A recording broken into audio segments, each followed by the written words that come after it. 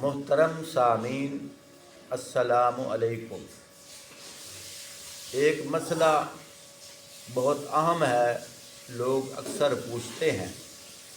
مسئلہ یہ ہے کہ روزے کی حالت میں چاہے عورت ہے چاہے مرد ہے، اس نے اگر روزہ توڑ دیا اس کے لیے کیا حکم ہے؟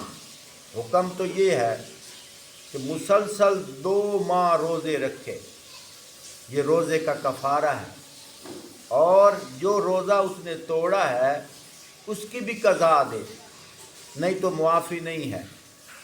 لیکن ایک وہ عورت جو عورت روزہ روزانہ رکھتی ہے لیکن اللہ کے حکم سے ماہواری کے ایام آ گئے، حالت حیض، دوپہر 12 بجے یک دن میں کسی وقت یہ کیفیت ہو گئی، اب روزہ تو ٹوٹ گیا، اب اس کا کیا قصور ہے؟ اس نے جان بوجھ کر روزہ تو نہیں توڑا۔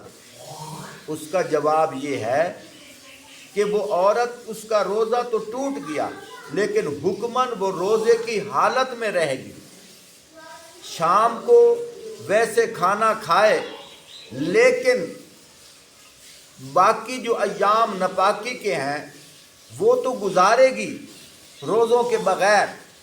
جب حالت حیض ختم ہو جائے، پاکی کے ایام شروع ہو جائیں گے، باقی جو رمضان کے ایام ہے روزے رکھے گی۔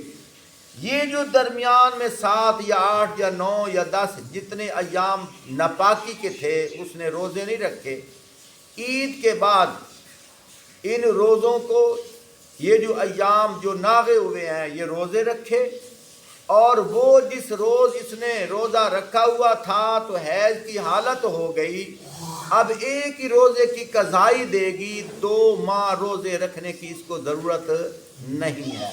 اللہ ہمیں سمجھنے کی توفیق عطا فرمائے۔ والسلام۔